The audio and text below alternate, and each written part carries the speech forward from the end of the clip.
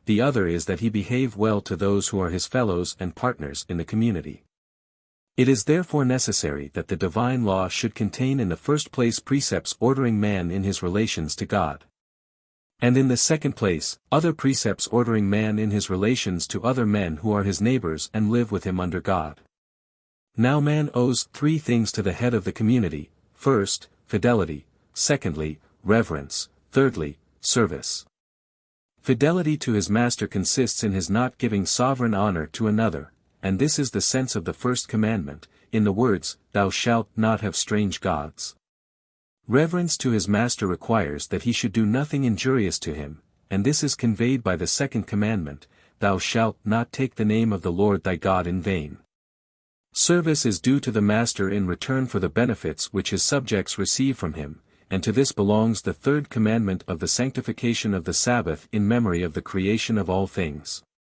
To his neighbors a man behaves himself well both in particular and in general. In particular, as to those to whom he is indebted, by paying his debts, and in this sense is to be taken the commandment about honoring one's parents. In general, as to all men, by doing harm to none either by deed, or by word, or by thought. By deed, harm is done to one's neighbor, sometimes in his person, i.e. as to his personal existence. And this is forbidden by the words, "Thou shalt not kill," sometimes in a person united to him, as to the propagation of offspring. And this is prohibited by the words, "Thou shalt not commit adultery," sometimes in his possessions, which are directed to both the aforesaid, and with this regard to this it is said, "Thou shalt not steal." Harm done by word is forbidden when it is said, "Thou shalt not bear false witness against thy neighbor." Harm done by thought is forbidden in the words, "Thou shalt not covet." The 3 precepts that direct man in his behavior towards God may also be differentiated in this same way. For the first refers to deeds, wherefore it is said, "Thou shalt not make a graven thing," the second, to words. Wherefore it is said, "Thou shalt not take the name of the Lord thy God in vain," the third, to thoughts, because the sanctification of the Sabbath, as the subject of a moral precept, requires repose of the heart in God. Or, according to Augustine, in Ps. 32, Soenc. 1, by the first commandment we reverence the unity of the first principle, by the second, the divine truth, by the third, his goodness whereby we are sanctified, and wherein we rest as in our last end. Reply Obj. 1. This objection may be answered in 2 ways. First, because the precepts of the Decalogue can be reduced to the precepts of charity. Now there was need for man to receive a precept about loving God and his neighbor, because in this respect the natural law had become obscured on account of sin, but not about the duty of loving oneself. Because in this respect the natural law retained its vigor, or again, because love of oneself is contained in the love of God and of one's neighbor, since true self-love consists in directing oneself to God. And for this reason the Decalogue includes those precepts only which refer to our neighbor and to God. Secondly, it may be answered that the precepts of the Decalogue are those which the people received from God immediately. Wherefore it is written, Deuteronomy 10 verse 4, He wrote in the tables, according as he had written before, the 10 words, which the Lord spoke to you. Hence the precepts of the Decalogue need to be such as the people can understand at once. Now a precept implies the notion of duty. But it is easy for a man, especially for a believer, to understand that, of necessity, he owes certain duties to God and to his neighbor. But that, in matters which regard himself and not another, man has, of necessity, certain duties to himself, is not so evident, for, at the first glance, it seems that everyone is free in matters that concern himself. And therefore the precepts which prohibit disorders of a man with regard to himself, reach the people through the instruction of men who are versed in such matters, and, consequently, they are not contained in the Decalogue. Reply Obj. 2. All the solemnities of the Old Law were instituted in celebration of some divine favor, either in memory of past favors, or in sign of some favor to come. In like manner all the sacrifices were offered up with the same purpose. Now of all the divine favors to be commemorated the chief was that of the creation, which was called to mind by the sanctification of the Sabbath,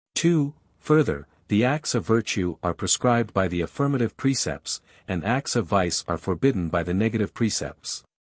But according to Boethius in his commentary on the categories, lib 4, cap. De oppos. Vices should be uprooted before virtues are sown.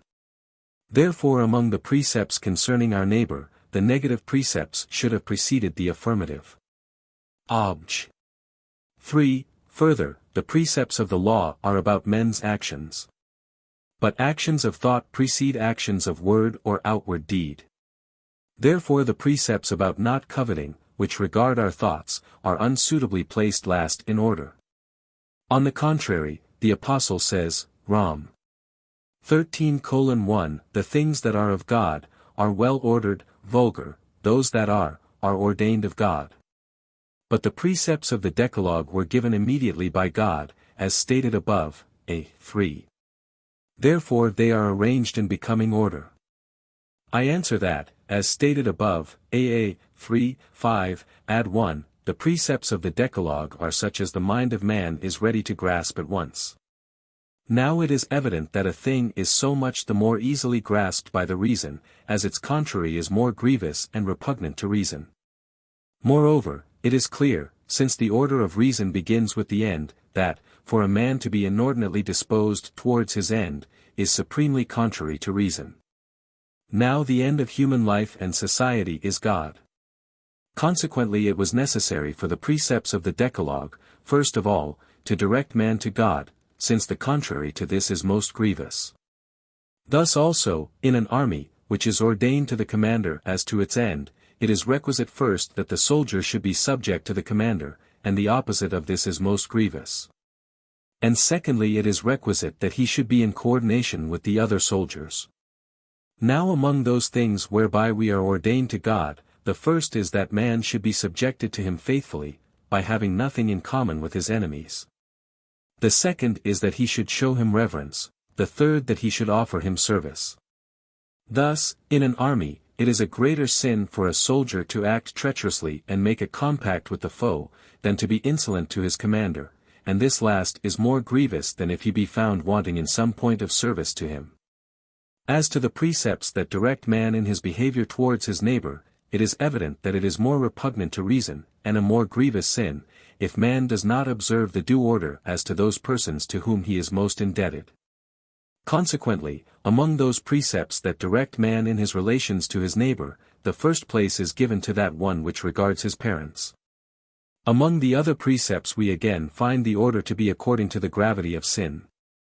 For it is more grave and more repugnant to reason, to sin by deed than by word, and by word than by thought.